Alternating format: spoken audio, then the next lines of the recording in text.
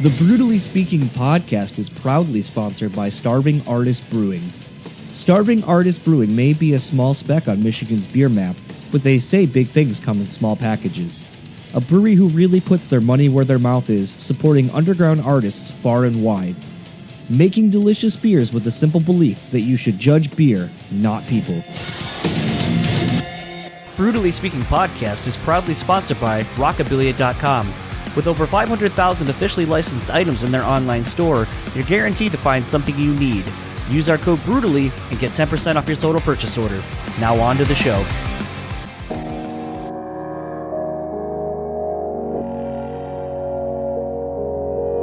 People say you have to have a lot of passion for what you're doing. This rings true because it's so hard that if you don't, any rational person would give up. It's really hard. And you have to do it over a sustained period of time. So if you don't love it, and if you're not having fun doing it, you're gonna give up.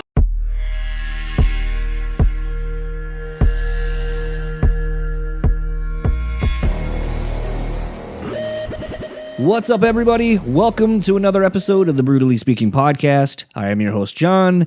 And this episode's guest is Chae Wilson, guitarist of OV Sulfur, whose debut album, The Burden of Faith, is out now via Century Media Records. I realized I have a predisposition to want to have people that have worked with Josh Schroeder in some capacity, and I kind of realized other than just that he works on really great records, really interesting records, but it's also that he works with good people, just genuinely good people. And Chae was no different. You know, obviously the band has been making a lot of noise. One of the first bands that Ricky Huber, vocalist of the band, has done in like 10 years, I think. And it's one of those things where, you know, I sometimes feel like I'm not super paying attention to, you know, aggressive metal. That I feel like a lot of times I'm just kind of peripherally seeing things coming through my email and so forth. But this is one where between Josh working on it and just honestly the metal world taking notice of this album and, you know, past alumni of the show, you know, Lindsay Schoolcraft from Ex Cradle of Filth working on this record too, there was just a lot of buzz and excitement about this record. So when getting to finally hear it, you know, I kind of jumped at the chance to have someone from the show on, and getting to talk to Chae was just really cool. You know, it was kind of a loose conversation, and one of those things where, you know I've been saying this the last handful of episodes and even broke down crying in the last one, of just kind of understanding that, you know, things happened for a reason and that people kind of are here in your life and, you know, kind of come into it when they're supposed to. And I know it sounds really grandiose and big and hippy dippy type shit, but I do really feel like at times it's a thing where just communicating with people is so necessary. And I don't think that we sometimes take the time to realize that. You know, I went and got a haircut today because I'm about to go on vacation next week for about a week. And I started talking I was supposed to have one barber, and then they ended up switching me to somebody else. And I ended up just kind of talking to the person, and we kind of, you know, just kind of expounded upon things that we've learned about ourselves and others through working in, you know, retail and food industry and so forth and serving. And, you know, even her being a hairstylist, you know, where it's like, she goes, sometimes the things people tell me, like, you're not really supposed to just say out loud to a stranger. And it was one of those things where I'm just kind of reminded constantly that that's sort of what this podcast is just almost, I don't want to say a daily reminder because it doesn't happen every day, but that it's a reminder that we really need to be more open to communicating with people, and you never know where these experiences will go. You know, I explained last week about just a quick conversation with someone at my job led to something that made me feel so overwhelmingly emotional, and all it was just putting a last name on a hat and a quick little 5-minute conversation while it was happening. And the same thing kind of happened the other day, too, at my job and in some other conversations I've had, where I just feel like maybe myself and or the other person, we needed that exchange, that conversation to have happened. And it's, I don't know, it's just interesting as I get older that I feel, for as much as I hate being around people, and I don't really like people in a larger sense of the phrase, that I do enjoy the one-on-one time with people. I think it's when I'm dealing with crowds. I don't like crowds of people. And I blame that just, being at bars and stuff and just seeing how people are just rude to one another or think that everything revolves around them. But by and large, when I get someone one-on-one, I enjoy that. I enjoy small interactions. Quality over quantity, I guess, is what I'm saying. And, it was kind of interesting. The last handful of chats I've done, between Chris from Barry Tomorrow, Chase, this episode, and the one I did last week with Jake from Gideon, there's just kind of something that carries over from each chat where it's like, we're still kind of in touch a little bit and just continuing the conversation we had on mic. And it's not something I take lightly. And I think that's something I've really been preaching and focusing on a lot more is wanting to, I guess, be more present and more aware of these things, because I feel like too often we just aren't.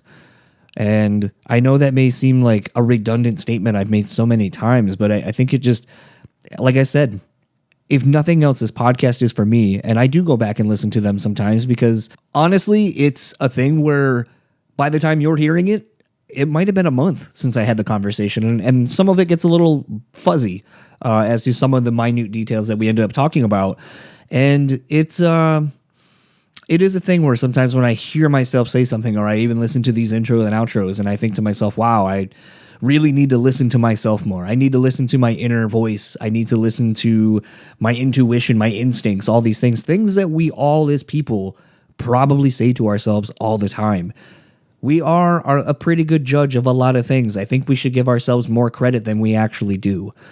And I need to take my own advice on that. I know I have vocalized on here that I'm very bad at taking compliments. It's something I'm working on. And so additionally, I think something I need to work on is not being afraid to listen to my gut instinct and feel that it's okay to kind of be decisive in something.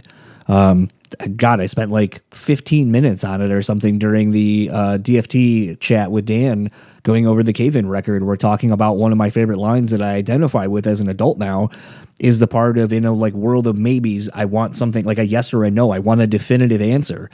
And it's tough. But all of that said, let's get into my conversation with Chase, and I'll talk to you on the other side of it.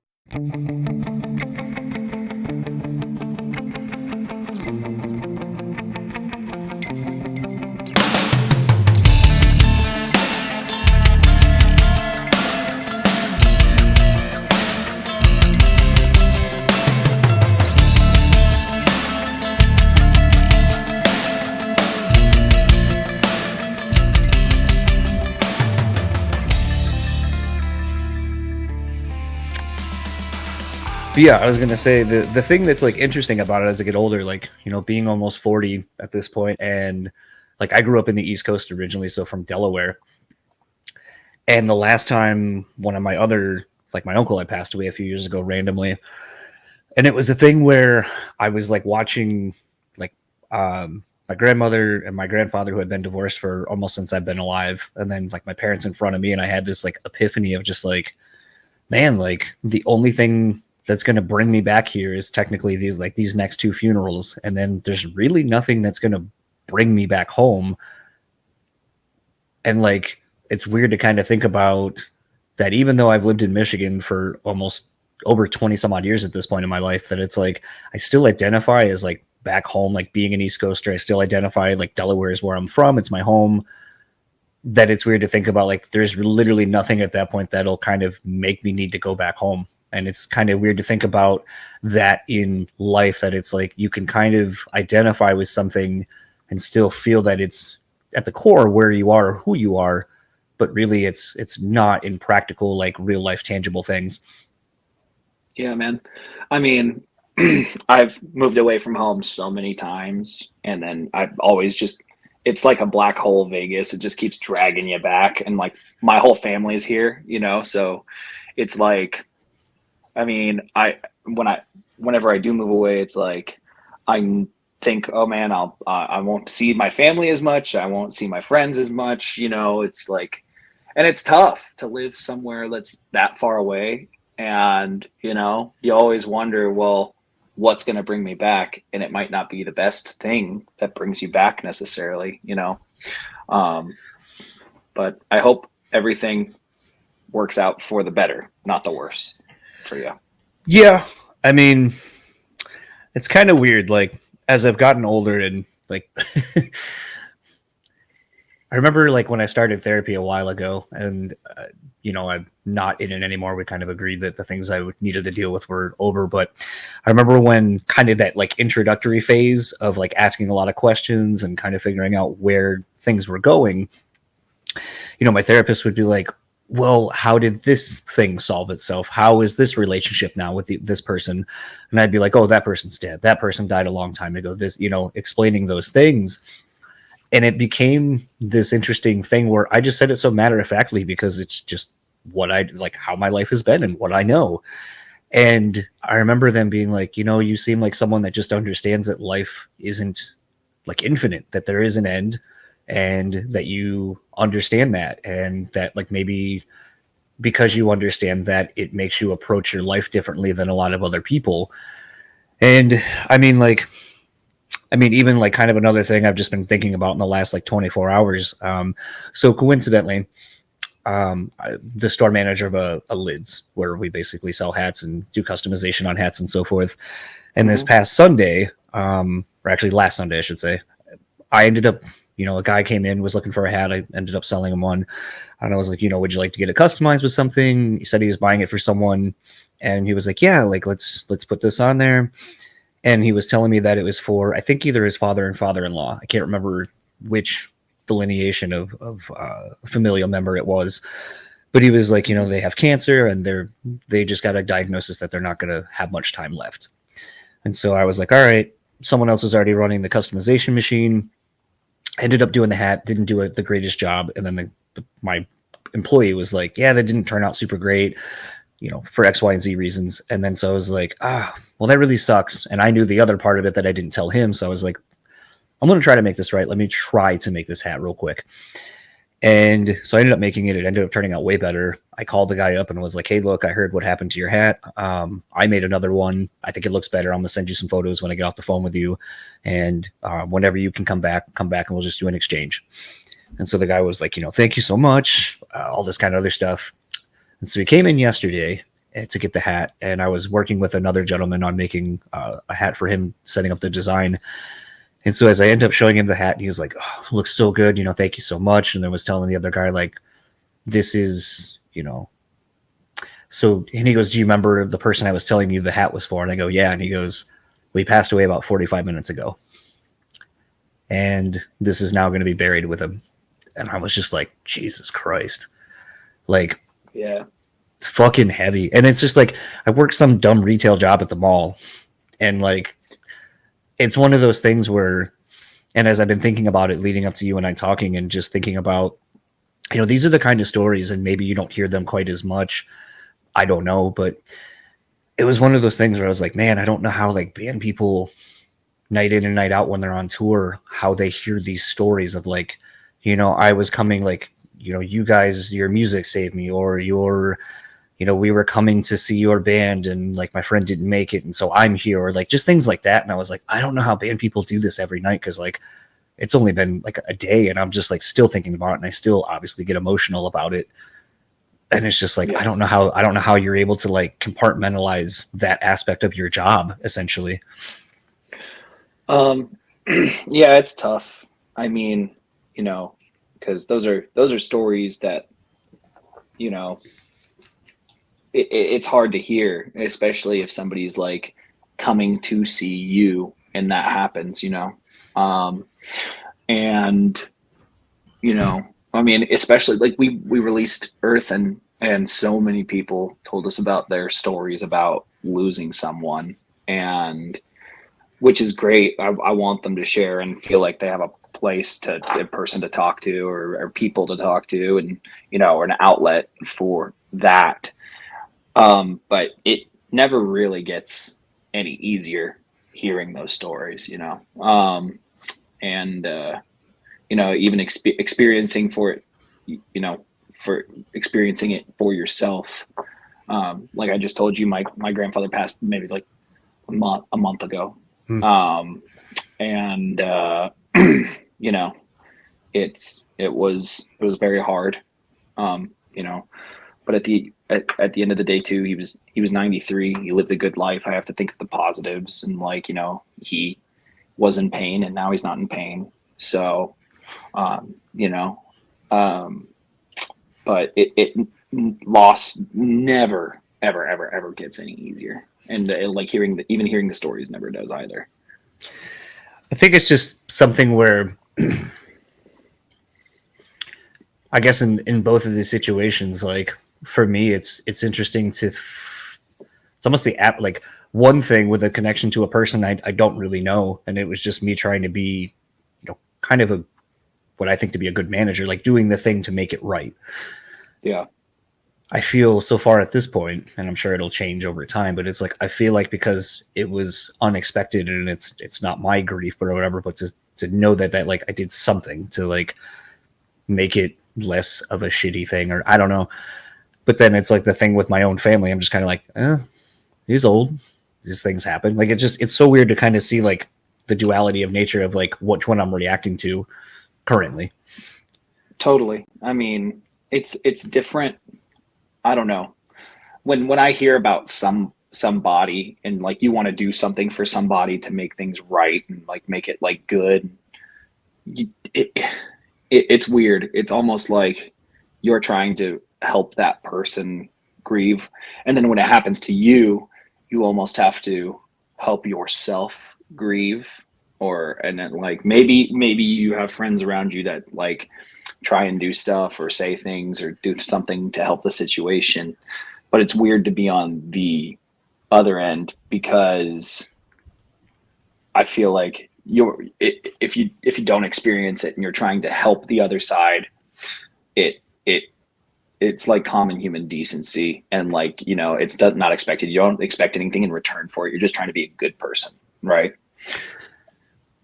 Yeah, you know, I think that's, I don't know. I think the last few times I've had to deal with like death stuff, I've almost looked at it when it's happening to me that it's almost an inconvenience. Like, not in the fact that like why did this happen to me right now? It's not an inconvenience in that shape. It's more, it's inconvenient because like work only, like you have to take off, like everything is about like the process of dealing with the death. So it's like, I have to like figure out when is the funeral. I have to then, if I'm involved in helping make the arrangements and so forth, I have to then take on that responsibility. Then I have to notify a job. Then I have to look for flights. It's probably money I don't have or wasn't planning on. Then it's like you get back home or wherever the thing needs to be. Then you're kind of the support for everybody else. And then it's just kind of thrown right back into reality. Like I hate to say it like this, but I feel like at least in my situation that I've seen, it's like we as, I'll say, Americans don't take the time to grieve. It's like you get this much time and then all the rest of it is really spent, like I said, doing everything else other than.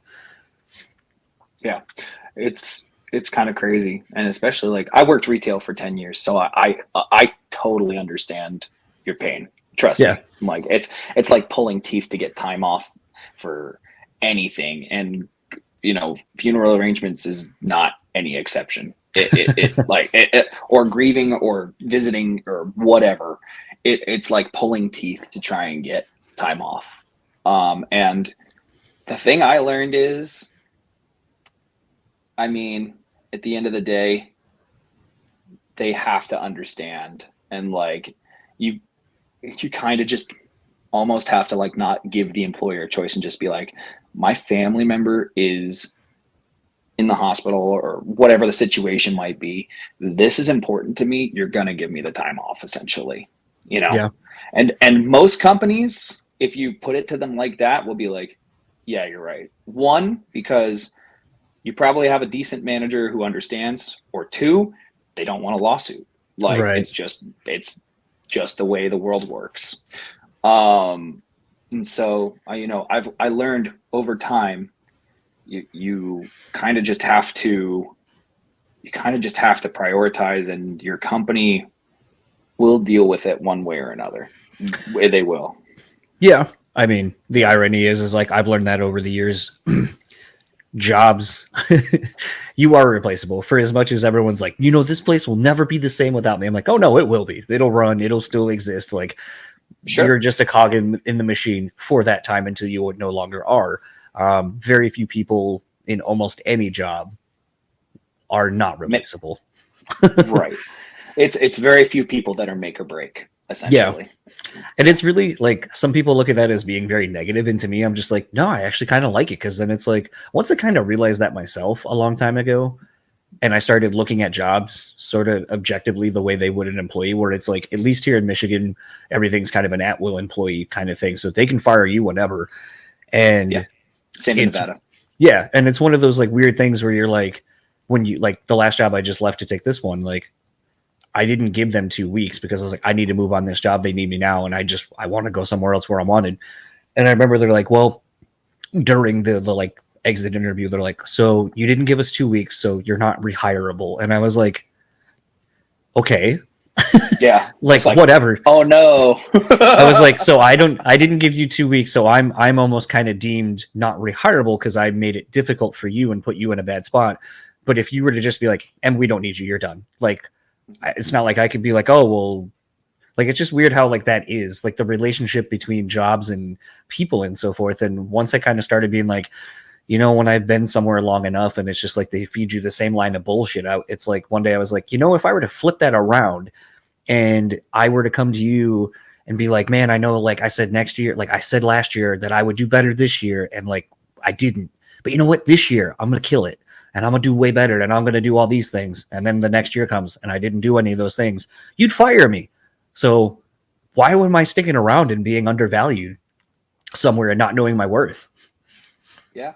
I mean, like I said, I worked for retail for 10 years, and obviously I've worked at a lot of places. And then one of those was Zoomies, actually. And yike. But yeah, it was one of those things where it was like, oh, you're doing so good, and then I'd get shit on, and I get shit on. Well, I was like, I don't feel like I'm doing good, so I'm gonna go somewhere where I'm appreciated, and I did. It's like, you have to know your own worth in those situations as well. And if you're working for a company that doesn't know your worth, it's like almost unsatisfying working for them, even if you're doing great, Yeah. So you pick the right company, I guess. It's one of those things. Well, at times I feel like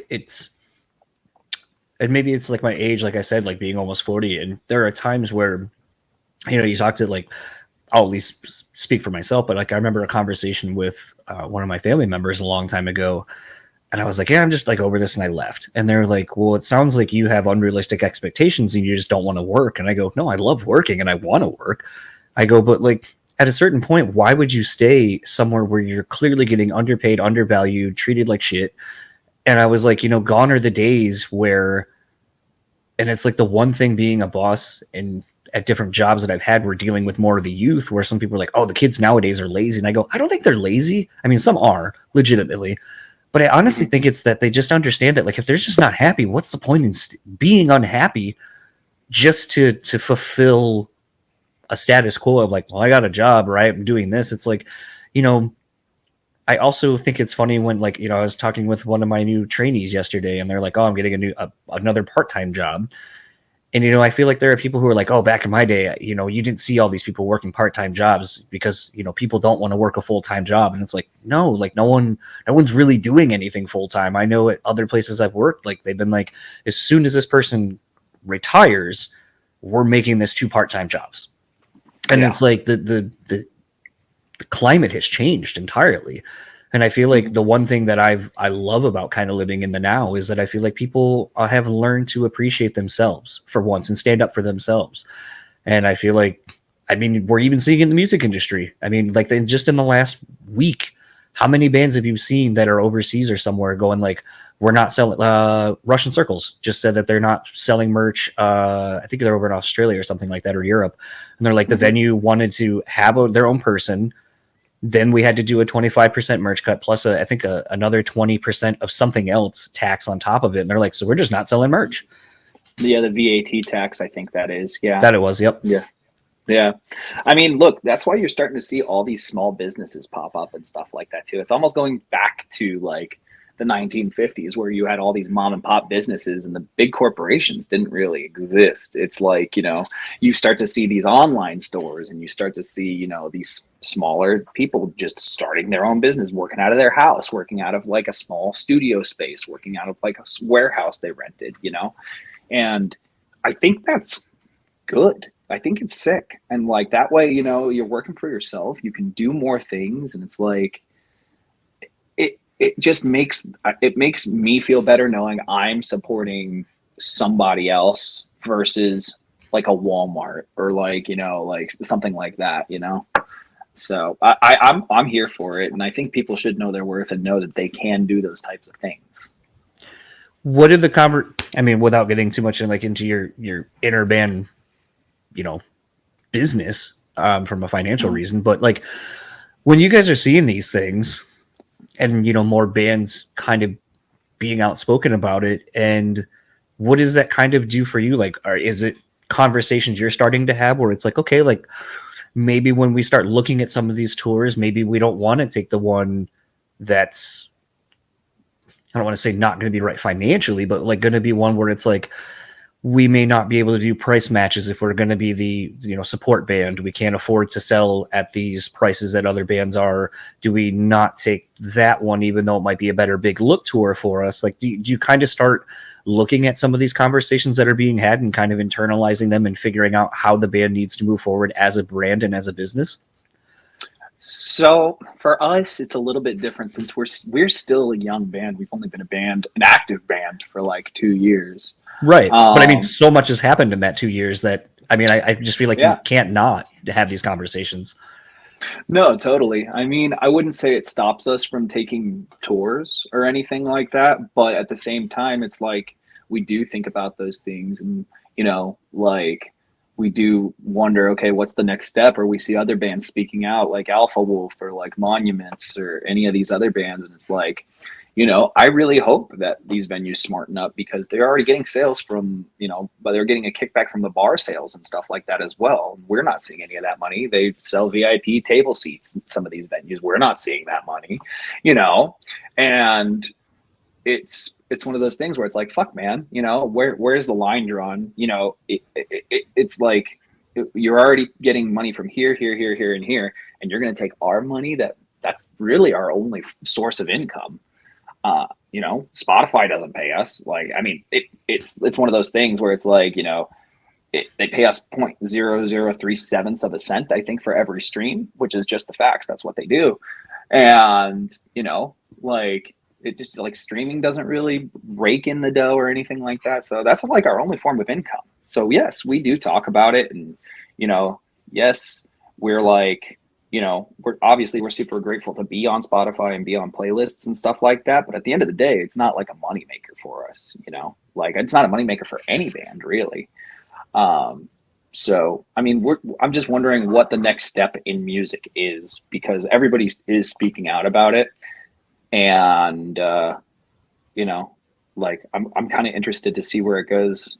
And as far as talking with my band or anything like that, I mean, I feel like I can't speak for them, but I feel like they're probably on the same page because it's like, what musician wouldn't be talking about that at a time like this, I think the interesting thing about it has just been seeing, like, having book shows, having known a lot of people over a decade plus at this point that are in the touring industry. It's like most of this isn't like new to me, but it's interesting to kind of see the curtain being pulled back a little bit. And I would say like the average fan learning more about these things and just kind of seeing them be like, whoa, why is that? Or like kind of questioning. I mean, like to the point where like Lee from Born of Osiris posted a thing on Twitter yesterday about how the venue they were playing had a shirt that said something like "Down with EDM" and then had like the package on the shirt. And he goes, the fucking venue is selling merch now.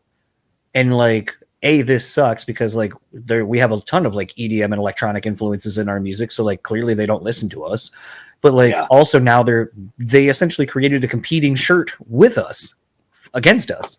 and they're taking Yeah. the merch cut. So then I had posted a photo that I had seen a friend post on Facebook randomly yesterday that was just like, this venue steals from the bands or something like that. And then they had made the comment like, oh, bands should take this and bring it out on tour, and then even make like a venue specific one where they're like blank venue or whatever.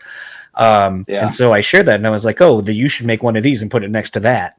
And like that tweet is kind of like on a very small scale gone like a little viral, like hundreds and hundreds of likes. I had a couple people like tweet me and they're like, where can you buy one? And I go, it's just a mock-up. I think you could literally just, I mean, in the day and age where you can bootleg anything, like you can bootleg this shirt super easily.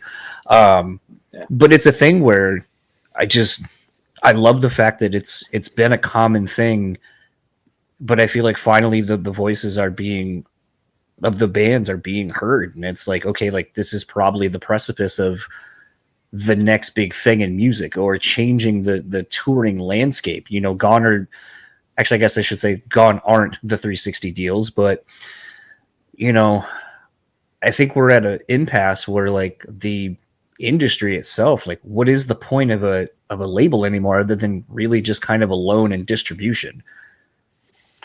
Well, have some bands.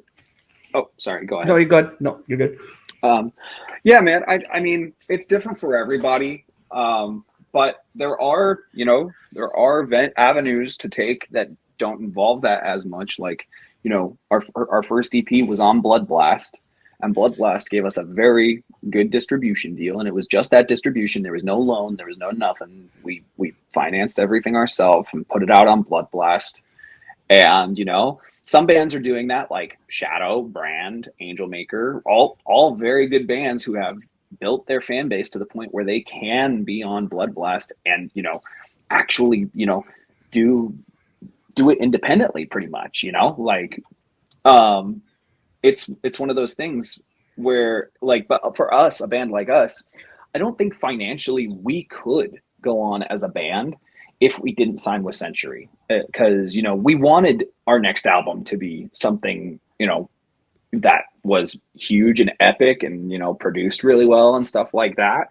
And like, if you're a band like Brand or Shadow and Angel Maker who have grinded and have been around for years, then, you know, it might be a little bit easier for you to finance that yourself. But for us, being a band for only a year and people expecting so much out of that, it was imperative that we signed with Century, you know. And like, I'm not mad at it because they treat us really well, and I really enjoy the team, and, you know, they've done a lot for us. But some bands don't need it, you know. I just feel like it just depends on where you are in your musical journey, I guess, you know.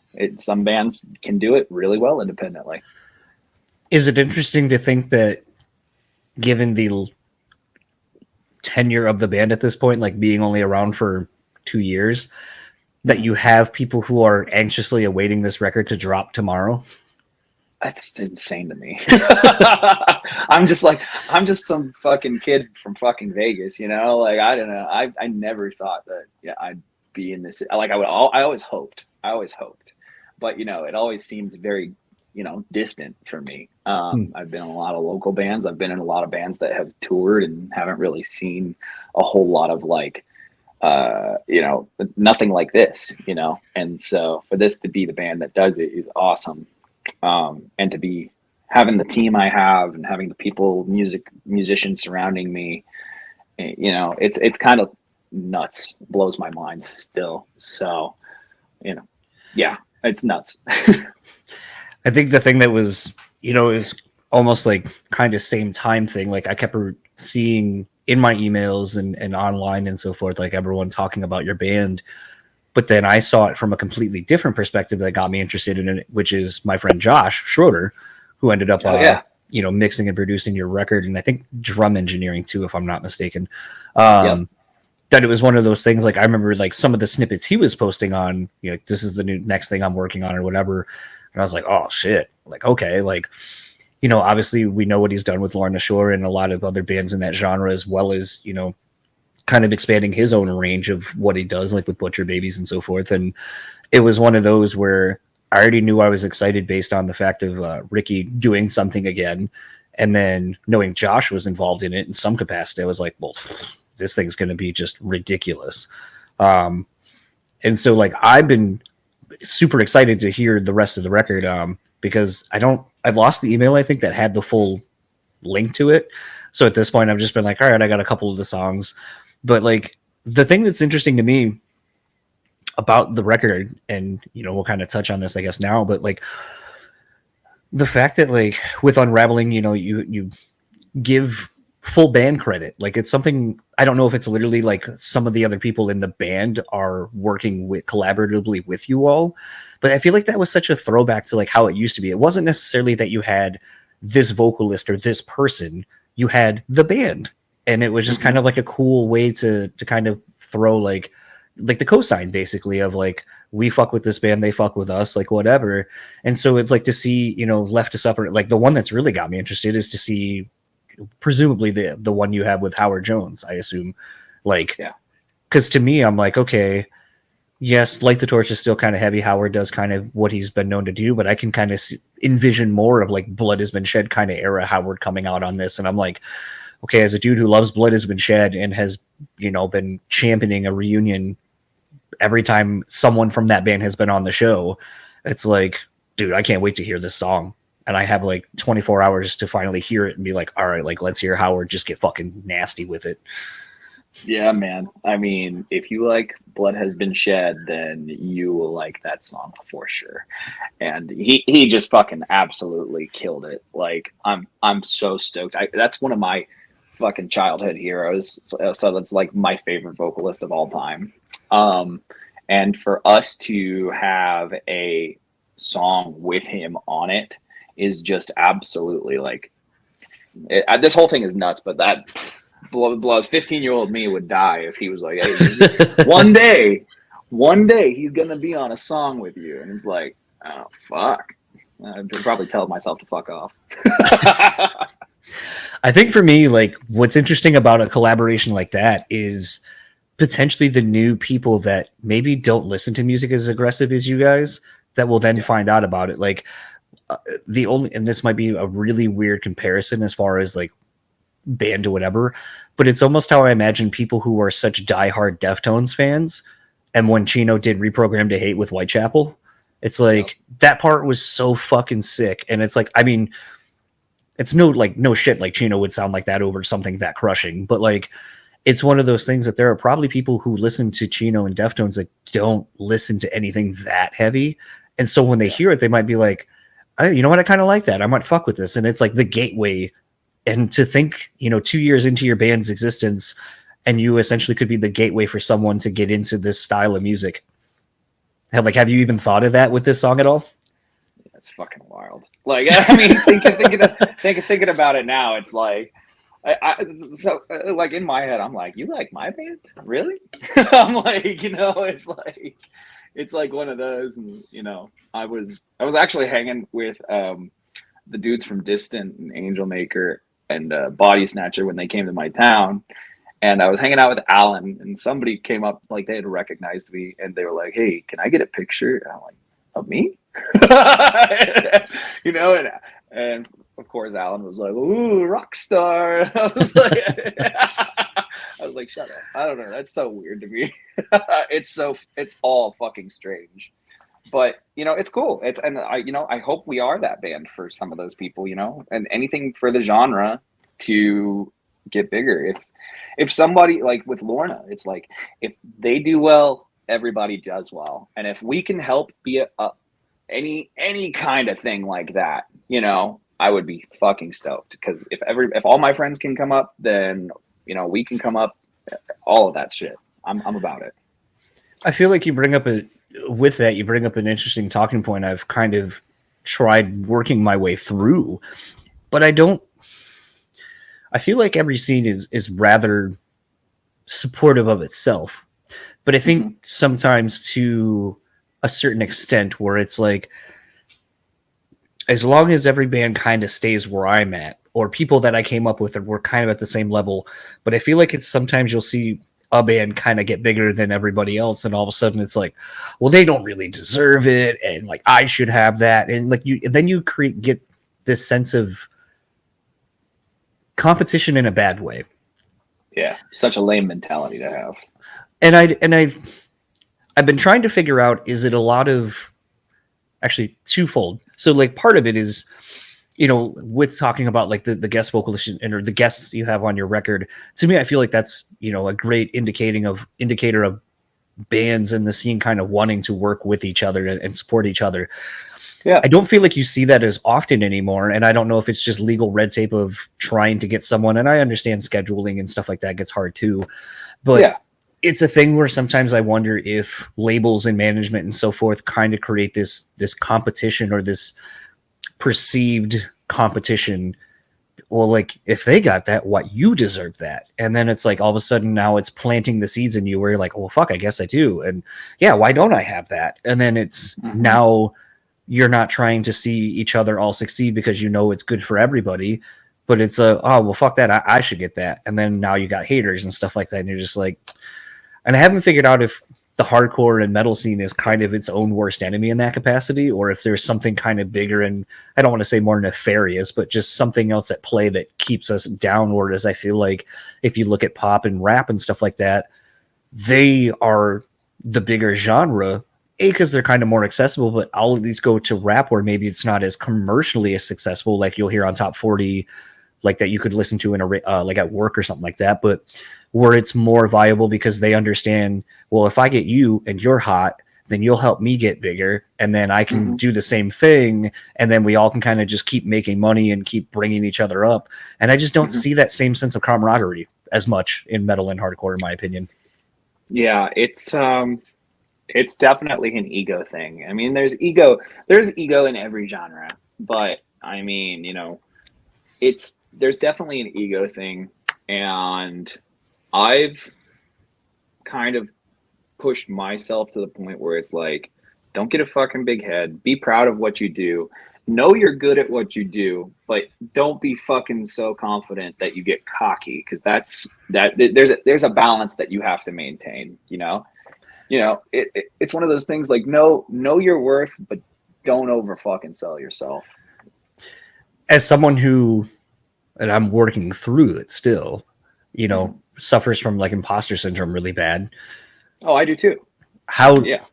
Oh, well, I was going to say, how have you navigated that? Like to where, because I feel like it is, to me, I feel like it's like a razor thin line between I know I'm good versus kind of being like, well, like, like yesterday doing a podcast, and I got with two different people, and they both gave me compliments for how well the chat was and all that stuff. And my immediate thing was just to deflect and then like not take the compliment. And that was something, again, going back to therapy, where it was like, learn to take the compliment, because then you kind of come across like a dick by not taking the compliment either, which isn't the intent. And so it's just this fine line you straddle where you're trying to not be overly braggy in what you can do, being self-confident, but then also not being a narcissist either. And I feel like, to me, it's such a thin line to ride, that knowing that there are other people out there who probably feel the same way I do, it's like, how do you overcome that? Do you want to know the real secret? I mean, it is, I'm doing it. And that's more than I can say for other people who are good and not in the same position, because they're overthinking. They're taking what other people say way too seriously, and they're not trying. So it's all a matter of doing it. Just, do it. Like, you'll get better. Sometimes you gotta, and sometimes, like, fuck it, man. Like, sometimes you throw out a stinker, and like, that's just that's the way it fucking goes. And like, you learn, you do better next time. Like, it's one of those things, man. And I was actually talking on the Riff Hard podcast, and we were talking about this same exact thing, where it's like, I was like, yeah, I mean, like, I'm an okay guitarist, whatever, this, that, the other thing. Like, I do suffer from imposter syndrome. I suffer with it every day. But the fact of the matter is, I'm putting out music, and I'm structuring music. I'm involved in the writing process. I'm involved in the business process. I'm doing it. And that's the thing. If you try, you're already beating your imposter syndrome, and like the voices in the back of your head may tell you different, like, but at the end of the day, as long as you're putting out content and you're trying and you're editing yourself and like learning from your mistakes, you're already doing better than the next guy who has it that's not. Right. So that's, and like, it's okay. And like, it's fine. We all suffer. I feel like everybody suffers from it to a degree. But, I mean, I know people that are 10 times better guitar players than me, and they do it as a hobby in their living room. And it's like, it's one of those things that I feel like they let that get to them. I feel like for a lot of, and I was just saying, recording the intro and outro for an episode that'll be out like next week, but like I was making the comment about how a lot of the people, like the conversations I have, I get something from it. And if no one listens to the show, like it's whatever, because the connection I'm making with essentially a stranger is worth it to me, because usually I'll take something away from the conversation, like, forever, like not to be like morose about it, but it's like, I'll forever remember this one because it literally was, if whatever happens with my grandfather, I'll be like, I remember where I was when I got the first phone call before everything started going on. So forever, you're going to be tied to that memory.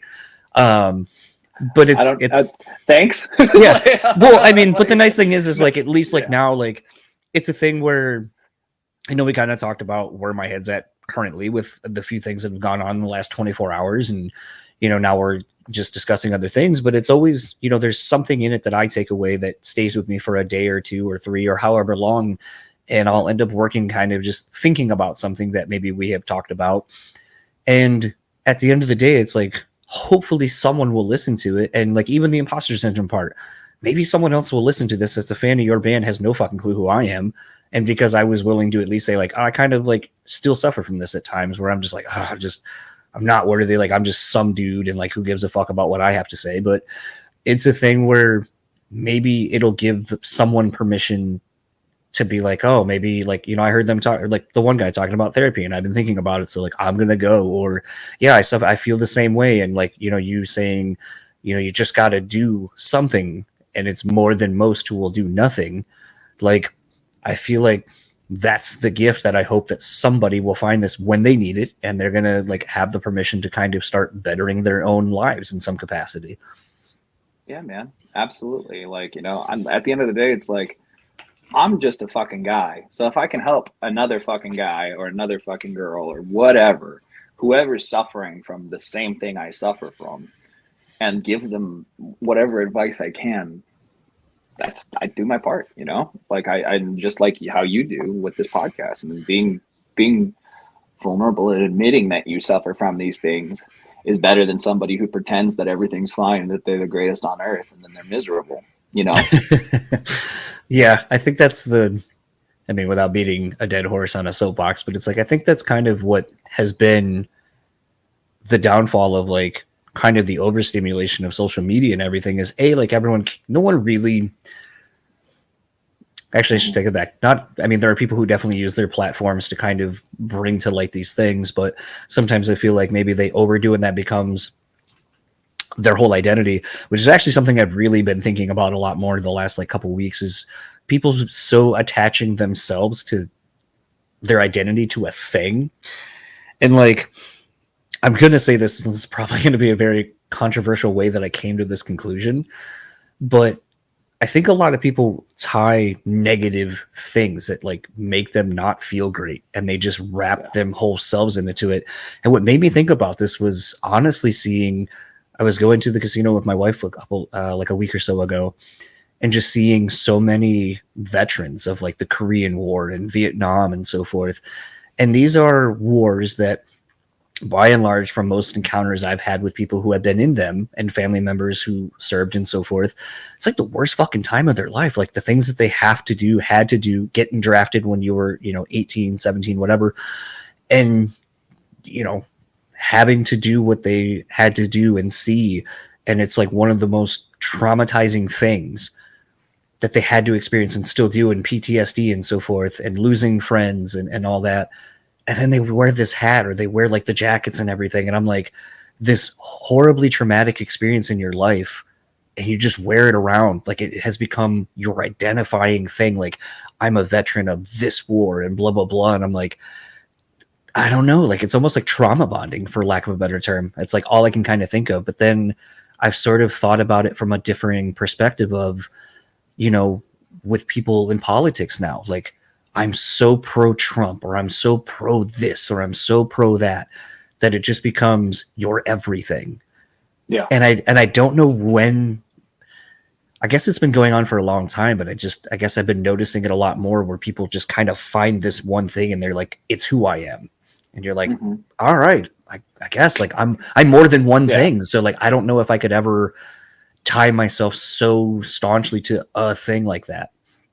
Yeah, I can't relate. It's like, it's so, I don't know. When people think they find their thing and they just go with it, it's like they become that thing, like you said. And I don't feel like that is a healthy way to go about things at all. With the military thing, I can see like, okay, maybe they wear it as a badge of honor, like they No, think, 100%. they made a difference or something like that. The people who are like pro Trump or pro whatever or what, I'm just like, could you like why? Like it's like why? I don't understand. Like why you make that your whole personality? It's and it's like you're not the only one doing that. It doesn't make you different or special, and it doesn't make you an edgelord. It doesn't make you anything other than a jackass. The whole politics thing is so polarizing these days, and it's like just come together as a people and like just do better and be good to other people. And it's one of those things. It's like, oh, you voted for this person or you voted for that person or this and that, and I hate you because of it. And it's like this and that. And it's like, who the fuck cares? Just be a good person. That's all that matters. Just be a fucking good person.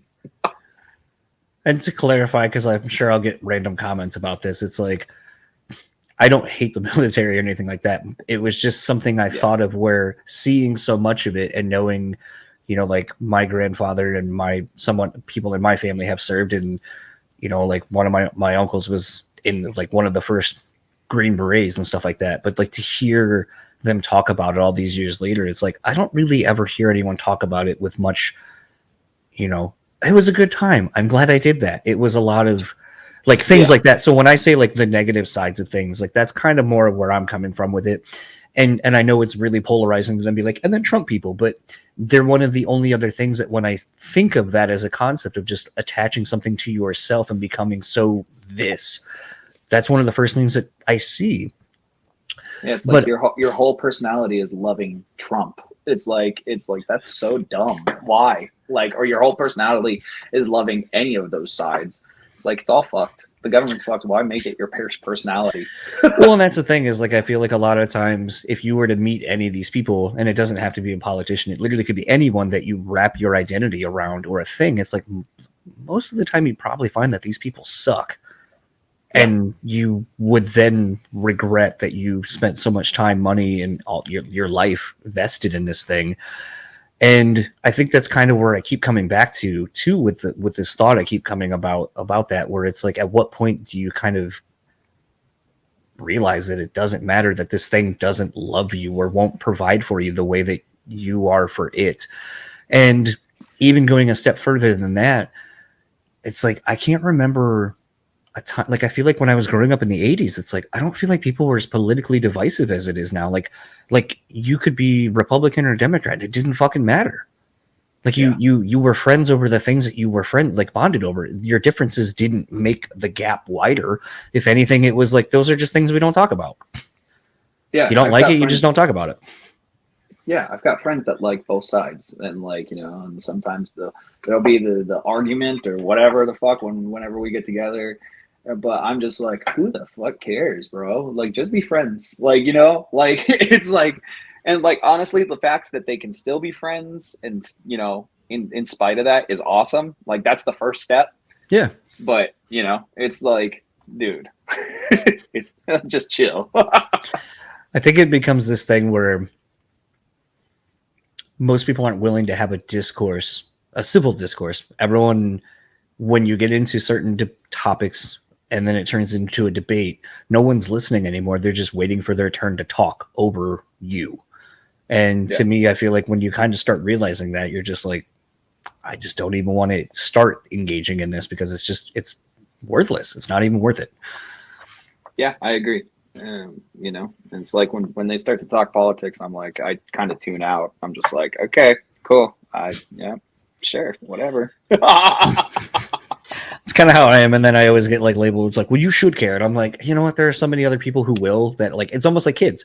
My wife and I don't want kids. And people are like, oh, one day you're going to want them. I go, you know what? I don't have kids. My wife doesn't have kids.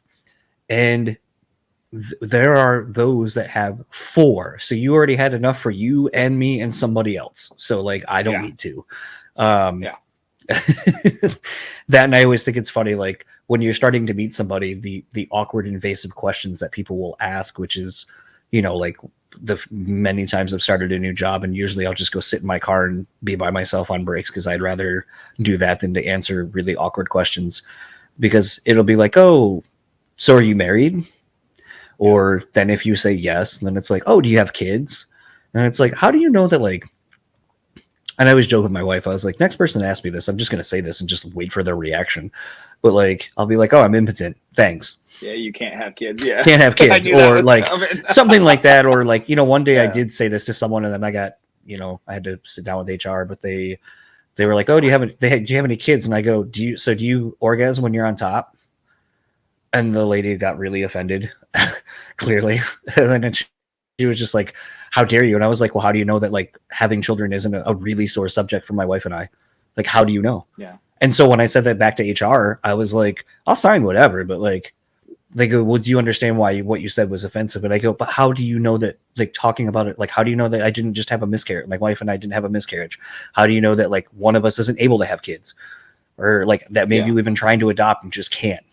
I was like, you don't know. And I was like, so there should be things that, yes, what I said was aggressively offensive, but I was trying to make a point of like, you're asking very invasive questions and you don't even know me. Yeah. So I'm asking one back to you. It's one of those things where it's like, you know, fucking, my parents always told me, don't be nosy. Like, ask questions. How you doing today? How about that weather? Like small talk, like, you know, like, and you know, personally, I'm fine with answering those questions, but you are right. It is pretty invasive. Like maybe you don't want to tell that to some random coworker that you don't know how long you're going to work with them. You don't know if you're ever going to talk to them again, depending on how big the place is. Like, you know, it's one of those things where it's like, yeah, well, I mean, especially if you want to be a private person these days, that almost doesn't exist because of like, you know, social media and shit like that, which I'll be real. I post everything on social media. So maybe that's why I'm okay with being like an open book. But if you want to have a private life, then like, yeah, by all means, like that makes total sense. I get it. Yeah.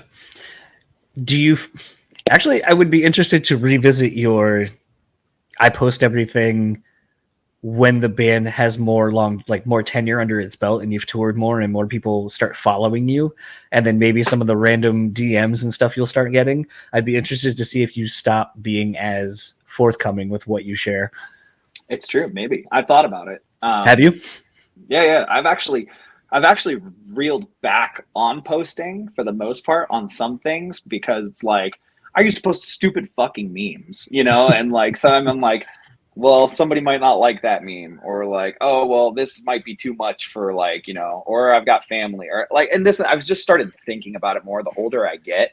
And I'm just like, you know, I'm just like, fuck, man, maybe I should just almost like act my age, you know, like, you know, I'm like 32, so maybe I shouldn't be posting the stupid sex meme, you know, like, or whatever. Yeah, I don't know. It's I mean, there are times like I'm not like, I mean, even doing this podcast sometimes, like when I work for the company my wife still works at, and at one point I was looking at another job and they were talking about, asked me something about a book I had read. And I said, oh, the last book I actually read was in preparation for a podcast chat with Joanna Angel. Mm-hmm. And then, so the person was like, wait, you have a podcast? And I was like, yeah. And then all of a sudden it turned into this thing like, well, you don't talk about this company, do you? And I was like, no. Yeah. But like at the time I was like, I mean, if you go back a handful of years before I worked here and I just would say things about like the company my wife worked at, like, yeah, there's probably some stuff back there, but like it just became this thing where it's like, I don't really ever think about what I do here really affecting any job or anything because I'm like, they're not related. Yeah. But it is interesting that some companies now will be like, yeah, you can't talk about us or you mention us or things like that, that it's become this thing where even by proximity, you're an extension of them and can't talk about anything online because it'll make them look bad by like just proximity of you being an employee or past employee. Yeah. I mean, it's kind of one of those things where it's like, okay, well, you know, like if you currently work for the company, yeah, I could see that. But if you don't work for the company anymore, fuck them. Like, who cares? Who cares? I don't know, man. I just saw right before you hopped on, I saw that Afro Man is being sued by the sheriff's department that he was raided by and then made that song and video about them raiding his house, like destroying his gate and destroying all his shit. And now they're suing him for a bunch of like bullshit, basically, where they're like, oh, it's caused us emotional stress and harm and credibility and all this shit. So they're suing him. And you're like, so you are suing the person whose property you destroyed. Yeah. Because you got a bogus tip or whatever. And then like, oh, okay. So dumb. So dumb. Fucking dumb. On a go ahead. Sorry. No, good. I was just saying, I hope they don't win. I hope they don't either. I was going to say kind of slowly and wrapping up.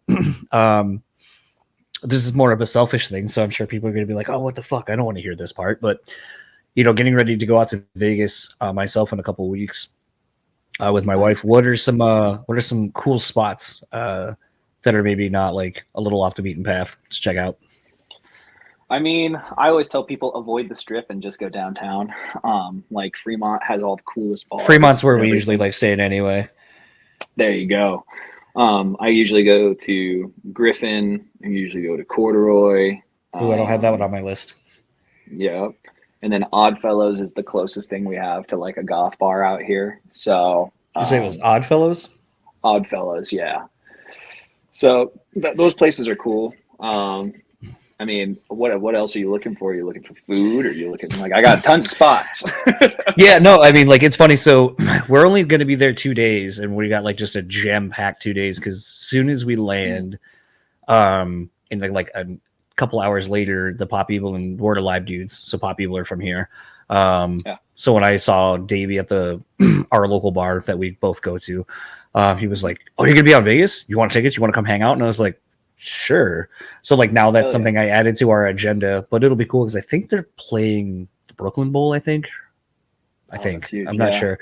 But like he was like, yeah, you got to check out the Griffin. You got to check out the Triple B, Container Park, Insert Coin.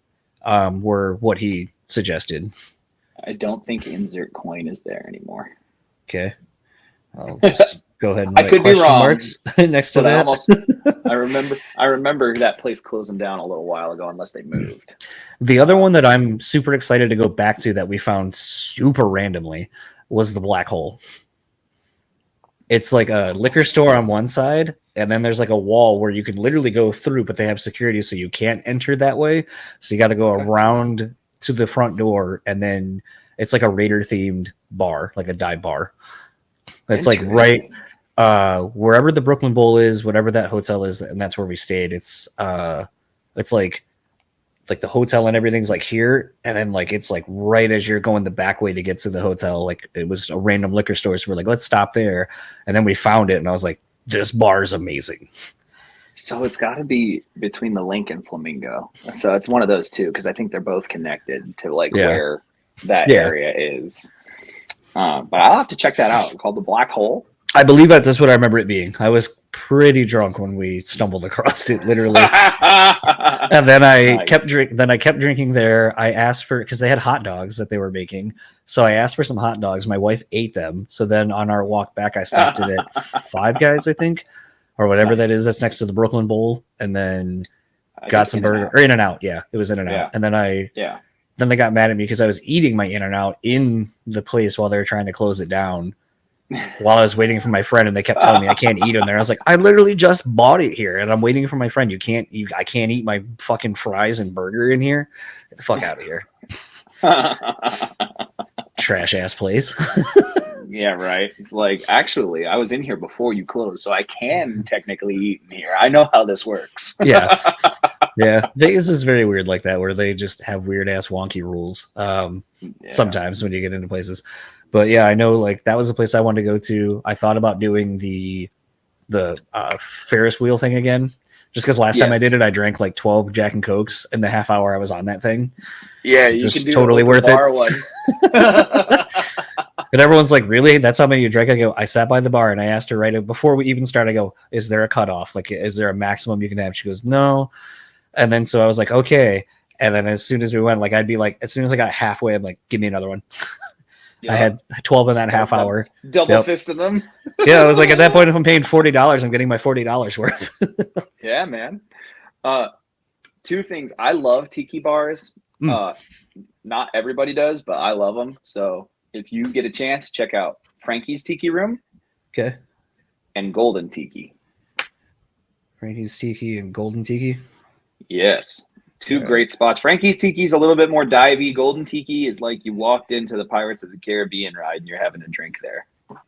I almost feel like I might have gone to Golden Tiki with my parents when they came out for our wedding. Maybe not, though. It's on Spring Mountain, so like our Asia town that's down there. It's down there, so if you were ever down there, you probably went. Possibly. A lot of that just becomes a blur of whatever. And then Evil Pie. I always have to go to Evil Pie. Oh, Evil Pie is great. Good Pie. Good Pie is another one. I guess it's an old employee of Evil Pie that went to make Good rogue. Pie. Yeah. But they do the like grandma slices and the Sicilians if you're into those. Okay.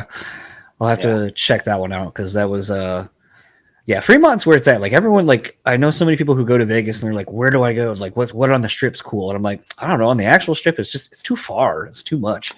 And I was like, I like Fremont. It's more close. It's more of like people like I feel like Fremont is like the area where it's like people who know what they want out of Vegas. That's where they go. Mm-hmm. Like you already have been 100%. A couple of times and you just want to go for that. But I'm excited to go check it out. Yeah, dude. I feel like people should go to the strip once. And then the next time they come, maybe just go to downtown. Like just go down on Fremont and see which one you like better. Because strip is a little bit more extravagant. It's like, well, it can be. Yeah, I mean, it's also a garbage can sometimes. But I mean, whatever. But I mean, that's a little bit more like glitz and glam and everything like that. But you go down to Fremont and it's more like homey, local life. Yeah. And if you like that type of stuff, that's where you should go. Yeah, I mean that's where I paid $200 for a tattoo that was the size of a quarter. Yeah, our guitar player Chae did the same fucking thing. So I'm gonna stand up for a second for you. Let's see, can you see it? This guy right here. Yeah, just barely. Is it diamond? Yeah. So my wife and a friend of ours, we were gonna get diamonds or emeralds, but she kept picking up the diamond. I was like, those aren't the same stones at all. But she's like, I want a diamond emerald colored. And then when they were charged us all extra to put it on different parts of our body that were like, I guess where they knew it was going to fall out or, whatever. So like my friend wanted it on the back of of her neck or whatever. And they're like, oh, it's going to be an extra like $50. Same with my thumb, even though I have a bunch of shit. And I remember, I say this is a cliche woman, but like, when they were like, oh, it'll be extra, and they like my wife and friend were just like, okay. And so I was like, all right, and I paid for mine, and they're like, what are you doing? And I was like, paying for it? And they're like, no, we're not getting it. And I was like, you just said okay. And they're like, yeah, okay, like no, we're not doing that. I was like, okay, I don't really know where okay means no.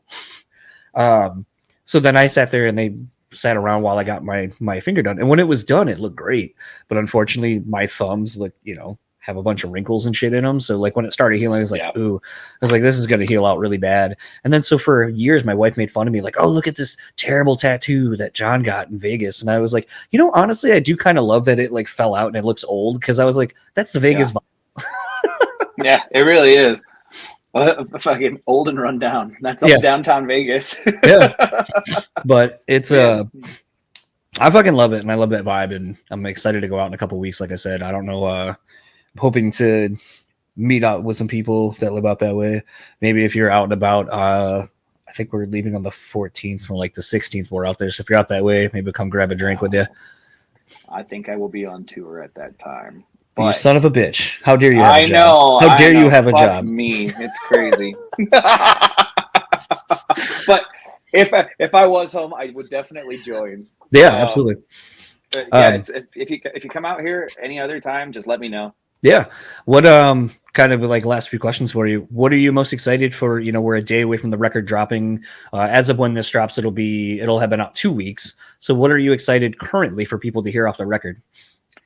I'm kind of excited to hear our take on symphonic deathcore, because it's like at the end of the day we're pretty much just a symphonic metal band, and like having the sound based off of blackened deathcore is huge, but I hope everybody enjoys all the elements that we put into this, because it's kind of more than that. It's our own thing. Like I told Ricky when we first started, I wanted to do that style, but kind of do it our own way, and so I think we succeeded with this album, which is awesome. What was your first reaction to hearing the mixes back when Josh was sending them to you? Holy fuck, that's me. No, I was stoked. Everybody was, overall stoked. When your manager and your A&R guy are super stoked on the project, like, yeah, that's it. Like, you know what I mean? And like they were, our whole team was like stoked on it. So, I don't know, man. I just like, but it was kind of like mind blowing, because I was like, damn, we did this. It's like, you work so hard on something and it comes out like pretty much it better than you envisioned it. You're like, wow, holy fuck. So I'm stoked on it.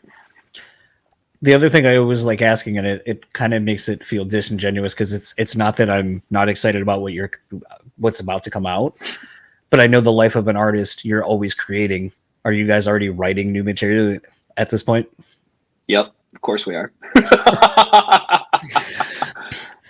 So that's always ends. Yeah, I was just saying that's always the thing that's interesting to me is, some people don't understand that like by the time a record gets out, you've already been sitting on it and done with it for at least sometimes a year or two, just from the process of waiting for vinyl and so forth. So to me, it's always like we're always playing catch up to you, where you're like, yeah, I'm excited about this thing, but I did that like a year ago. You should wait until you hear the thing I'm already working on now, because like now that's what I'm excited about. Totally. Yeah, man. I mean, it's definitely funny because everybody's hearing it for the first time, and like, but now, I mean, I'm not tired of it. It's like, it's great, but you better not be. You gotta support this for the next like year. Yeah, I was like, but it's like, all right, on to the next thing. Like I feel like musicians are the most impatient people on the face of the earth. I've even been in bands where we've sat on songs for so long, people don't even want to release them at that point. So yeah, and like that's the most frustrating thing. But luckily that's not the case with this band. So but yeah, man, I'm super stoked on it, and I can't wait to hear what people think about it. Lastly, before I have you plug stuff on your socials and online and all that, one of the podcast sponsors is Rockabilia, and they do like all kinds of band merch and stuff like that. So I've been having fun asking guests, what's your favorite piece of band merch that you own or did own? Oh, okay. So did own. I actually, people are going to hate me for this one. I owned a signed Pantera tape case that was signed by Dime, Phil, Rex, and Vinny. And I was hard up on money and I sold it, and I really wish I didn't. So, but I owned that, and that was probably my favorite piece that I fucking owned, and I'm an idiot, but times be rough sometimes. Which album was it if it was on a cassette? It was Vulgar. Oh shit. Yeah. Now I have to ask the most like shitty question. How much did it get and when did you sell it? Like how long ago was this thing sold? A long time ago. It was like 2000 and around between 2010 and 2012. Well, so after And Dime had been long past. yeah, Okay. it was years after that. And I had bought it off of somebody who owned it prior. Because I've never seen Pantera live, but I wanted to feel like, I wanted to be like a super fan and have that. So, Yeah. but yeah, I think I only got like $150 out of it. Yeah. Wow. Yeah. Wow. Yeah. I mean, when times are tough, you got to do what you do and you got to let some stuff go. But, I wish I hadn't sold it at all, let alone for that amount of money. Like, that's why I'm sure people are going to hate me after this. So, Wild. Yeah. Wow. Yeah. I've learned to manage my money just a bit better these days. So I don't really have those problems. And I can keep some of the merch that I enjoy having. Are I know. you someone that's gonna go check out the Pantera reunion that's going around? Like, does that interest you? Yeah. Fuck yeah, it does. I mean, I never got to see them live, and I feel like anybody who never got to see them live, it's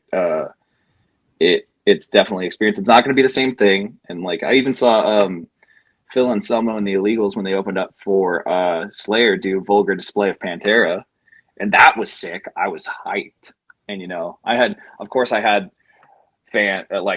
friends that were like, oh yeah, that's not cool, like whatever, like, and it's like, look, I love Dime just as much as the next guy, but you got to admit it would be cool to fucking see like a legit Pantera reunion, and who better than Zakk Wylde to do it, like it, Yeah. I don't know, to me I would go see it.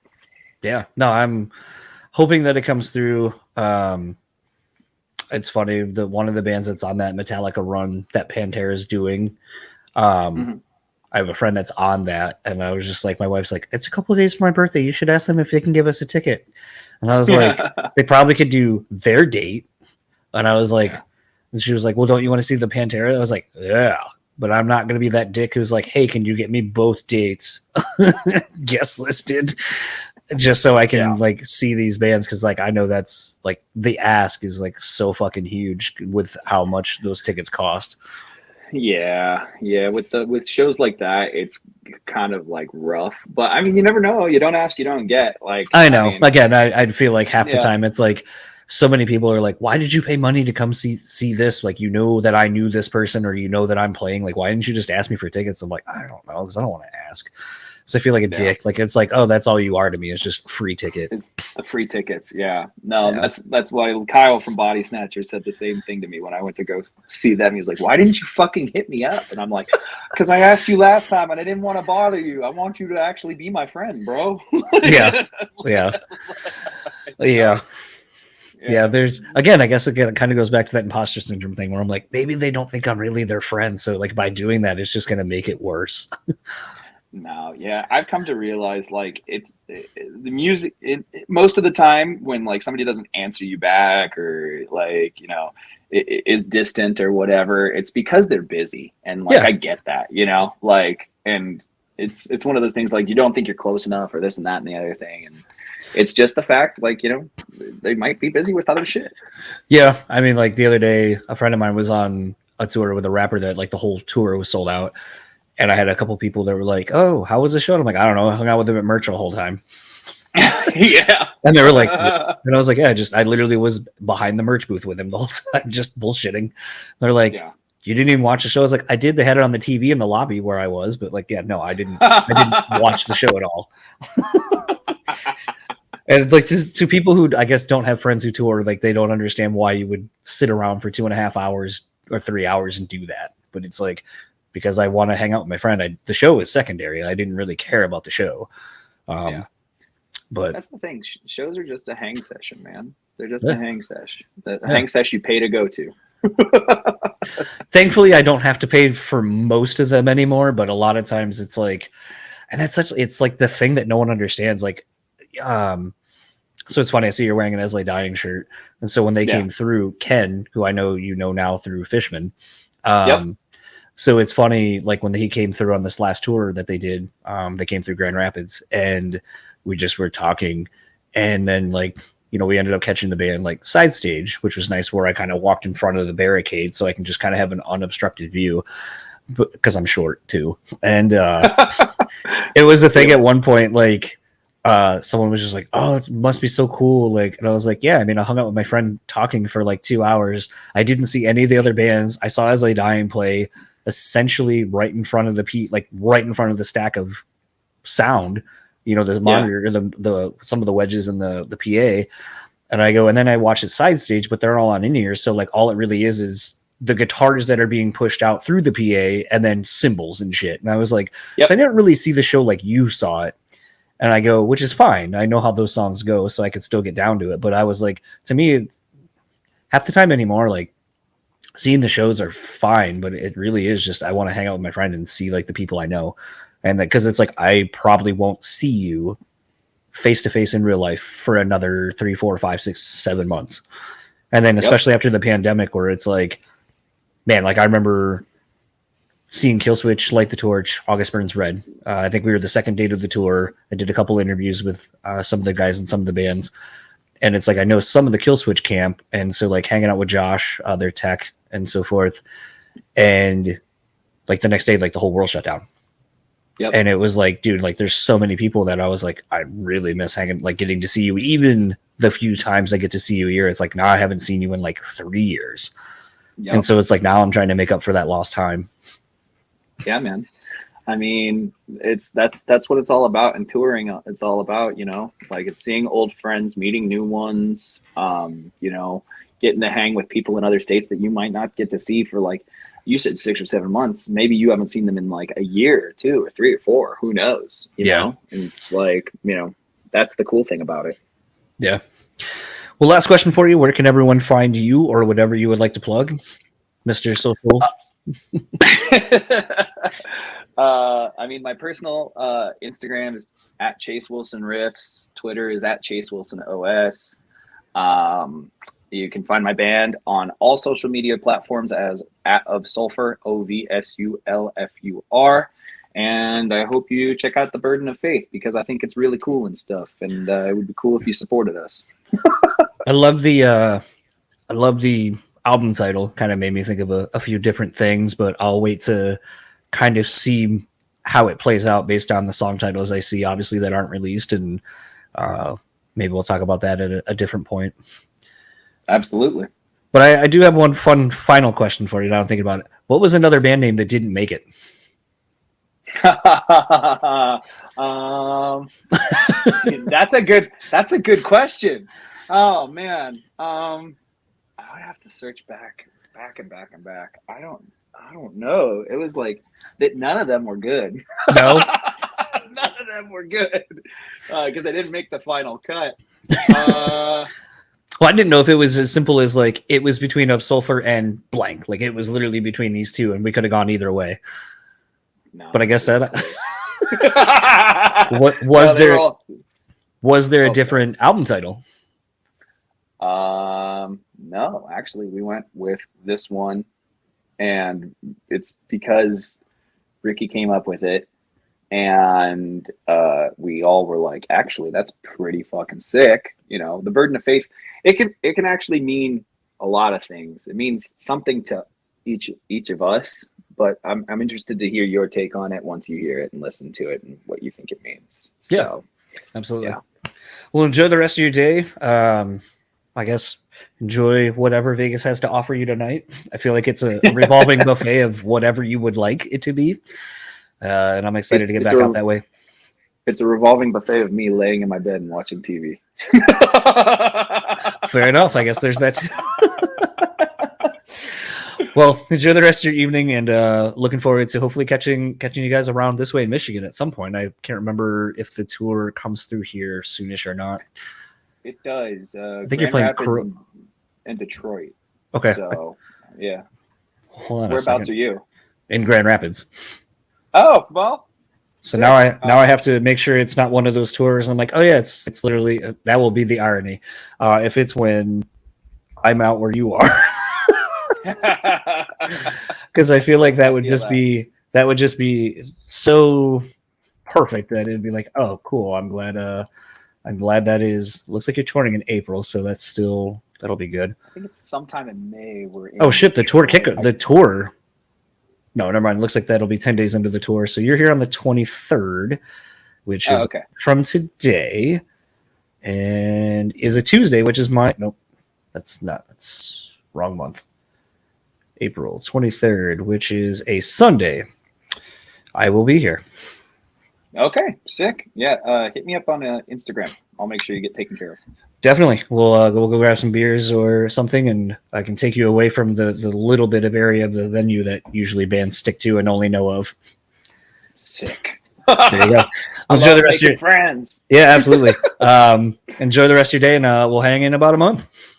Hell yeah, man. For sure. Thank you for having me. Yeah, enjoy your day. You too. So that was my conversation with Chae, again, guitarist of OV Sulfur. Again, debut album, The Burden of Faith, is out now. Go crank it. It is seriously impressive. Sometimes I feel like, you see, I don't want to even call them pundits. I'll just say you see people online saying like, this isn't deathcore, this isn't, death metal, this isn't, and they try to pigeonhole a genre because it can't be this one thing. And maybe it's because of the era I grew up in musically, where it's like you had bands like At the Gates, you have bands even like Shadows Fall, like all of that late 90s, early 2000s metal, where it's like it wasn't any one thing. It drew influences from so many other people and so many other genres. And it's what kept pushing the genres forward. And to me, it's fun and exciting to listen to something that isn't just one thing over and over and over and over and over again. I mean, even going back to the conversation with Drew and all the guys from See You Next Tuesday, it's like, what makes that band interesting now? Like, everyone loves Parasite for just being a quick grindcore record. But what makes what they have been doing since Intervals moving forward interesting is that they're pushing beyond just the singular genre. They're adding new elements, they're expanding, they're growing. And it's like, how can you not find that interesting? How can you not be excited about where a band is taking something that you already know? And when I say death metal, when I say deathcore, I'm sure all of you listening right now will go, that sounds like this. Or you immediately think of a handful of bands that are that genre to you. But it's when you start taking outside influences and bringing them into what we already know and expanding it, that's where it gets interesting to me. That's where I find excitement in the genre. That's where I find excitement in finding newer bands and finding the next, iteration of something. It's honestly, going back to the intro part, that's honestly why I think I love checking out anything that Josh does. Because, yes, predominantly it's going to be heavy. But it's what he's able to do with these bands and the journeys and risks that all of these people go on with Josh that really creates something interesting. And, I think for the first time listening back, and I was thinking about this the other day, listening to the Colin Morale's No Hope record, which is one of the first bigger records I can think of that Josh did that I was really enamored with. And there are so many interesting choices that at the time were so alienating to people that, Garrett's voice sounded different. It didn't sound like how the band used to. But as the record's gone on, and it's now almost 10 years later, or it is 10 years later, I don't even remember, it's one of those things that when I listen to it, I'm like, man, this was kind of the foundation of some of the other risks people were taking. They weren't being overly heavily produced vocally. The vocals are more raw, or the dynamics and the stacking of things is just done in such a way that it's more orchestral to a degree. The arrangements are more interesting. And it's something that I think when you go back and listen to these albums as they hit these different milestones of tenure, that you'll realize this is really the beginning of something that became more popular down the road. I mean, even looking at something like King 810 or some of the stuff with Butcher Babies even now, there's just so much that I think Josh and a lot of the newer producers, newer bands are just unafraid to be uncompromising in their vision and taking risks and swinging for the fences. And it's just exciting. It has me excited to see where these forms of extreme music will go. obviously I've talked on the podcast with different people, like having these viral moments. Lorna Shore, Through the Hellfire. That thing was everywhere.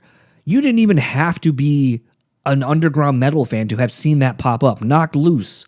Now I'm seeing, reels on Instagram where people are like, can't wait to see what kids at Lollapalooza do when fucking Brian ends up doing the arf arf thing to counting worms.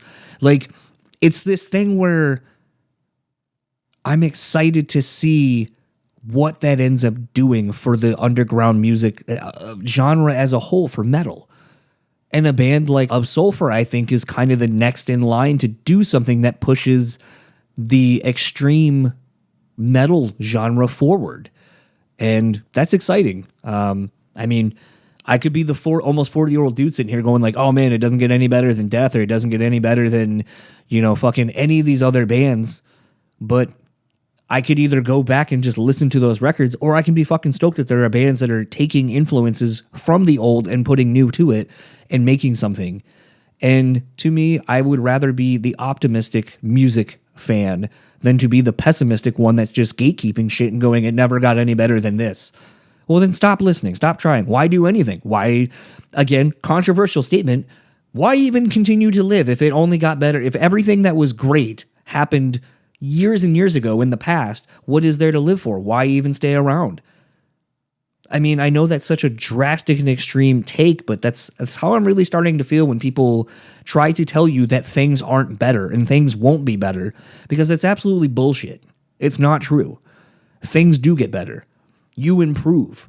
And even taking it a step further and being way more personal, because I've been promising myself I wanted to be more personal on these intros and outros, and that's why they're longer and people probably skip over them. I don't care. Again, it's for me. It's a reminder for me. And hopefully it gives you permission to do the same, to be honest with yourself and vocalize and say things that mean something to you, to make you want to be a better person and do better things. Strive for better. But it's a thing where I have been not happy with my weight. I also haven't done anything to not challenge that. Over the last 2 weeks or so, I've been working with, as you actually heard in the Jake conversation last week, at the end, Dale, that works at the intersection. He is a security guard at the venue and is one of the nicest fucking people I've ever met through being at venues and so forth. He actually had a little viral moment himself recently at the Armor for Sleep and Hawthorne Heights show, where JT was singing Ohio is for Lovers, and Dale was next to him, and I think the When We Were Young Festival posted the clip of him singing next to JT, and it's one of those things where him and I and Tyler from A Virtue have all kind of joined together, and we are working on losing weight and being accountable to one another. And it's one of those things where I know that that's something I need. I need kind of that accountability of somebody else, because clearly on my own, I'm just not doing it. And it's a thing where over the last week, we've been kind of working on it for about 3 weeks, but really the beginning of this month is when we're taking it seriously. And in, I would say, the last week and a half, I'm down like 10 pounds. Like, granted, I'm not doing anything drastic. I'm following actually something that Kevin Smith did like 6 or 7 years ago. I just basically started fasting throughout the day, and which isn't hard for me. When I'm focused on something, I get laser focused on an idea or a task or something, and I just literally forget to eat. But it is something for me where I'm doing that. I'm walking and being more active and being more proactive and being active, which I know is super redundant. But it's a thing where, like, I'm down 10 pounds and I really didn't do anything. And like now is where the work starts to come in, where I'm going to try to start adding working out. I'm going to start paying more attention. I've already kind of cut out pop. I don't really drink beer much anymore. I don't really drink much as a whole. Smoking weed has been life-changing for me in the last couple of years on a lot of scales. Granted, it does make me tend to want to eat more, but it's just keeping that in check. And ultimately, that is something that I think all of us can do, is try to make little choices. We don't have to go to such extremes of, well, I'm fat and I'm not happy, to I just can't eat anything ever. It's like, no, you just need to find a balance. You need to find what works for you and just make little goals for yourself. I don't know where this journey is going to take me, but it is something that I want to commit to, like a lot of things in my life. I just want to commit to it. I want to be better, and I think all of us can do that. So, hopefully, if you're listening to this still almost 9 minutes later, challenge yourself. Put a little goal in front of yourself and put I don't want to say an expiration, but put a time frame on it that in X amount of time, I want to check back in with myself and I want to see how far I've come on hitting my goal. I think you will be surprised at how quickly you're able to accomplish a lot of things in life if you just put your mind to it. So, all of that said, I'm going to get off my soapbox now. I'm going to stop try to be a positive influence to somebody else, but I appreciate the time that Chase gave me. I'm looking forward to actually hanging out with him when the band rolls through in a couple months. And if you would like to keep up with Chase, you can find him at Chase Wilson Riffs on Instagram or at Chase Wilson _OS on Twitter. If you'd like to keep up with OV Sulfur, simple enough, ovsulfur.com. OV Sulfur on Twitter, Facebook, and Instagram. Go check out the band when they're on this upcoming tour with Chelsea Grin, Carnifex, and Left to Suffer. I mean, really, this is one of those tours that just reminds me, like, sometimes, like, bands just know to, like, hit the road with just a stacked package.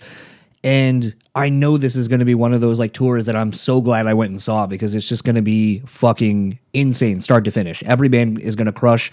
Every band's new record is really interesting and great. And like I said, just has me excited about a genre that sometimes it may not seem like I'm into, but it's kind of because I feel like at times, and for a little while, for me as a listener, bands weren't pushing themselves or me or challenging me as a listener. And I will definitely say, like, the new Chelsea Grin, the new Carnifex record, and even this new OV Sulfur record have done that. I've really enjoyed listening to all of them, and I can't wait to see it live. I'm excited. Again, I've been talking about how I'm passionate and excited about music again. And even tonight, I'm going to see Villa Vallo play, and that kind of was the catalyst for me getting excited about seeing bands. So if you would like to keep up with the podcast, I'll probably post some footage of the show tonight. You can follow us on all the socials, Brew Speak Pod. Lastly, I want to thank our podcast sponsors, Rockabilia. We are working on a new code. Apparently, the old one leaked. It was everywhere. So we are currently working on a new one. I will get it to you as soon as possible. And I want to thank Starving Artist Brewery once again for just coming on, being awesome people, Andy and the rest of the crew over there. Just continually working on making great beer, doing things for their community, and just supporting local artists and local bands and local shows like myself. And their support means a whole lot. And if you're listening still at this point, your support means a lot. So for the Brutally Speaking podcast, I am John, and I might be back next week with Jeremy from Earth Groans. I really will determine how drained I get from doing work. Leading up to my vacation, I am essentially working open to close doubles every single day, essentially from tomorrow as when I'm recording this all the way through until I leave. So I may not do a podcast episode just so I can actually enjoy my trip. If I get something done, that'll be the next one is Jeremy with Earth Groans. I will talk to you next time. Regardless, enjoy the rest of your week.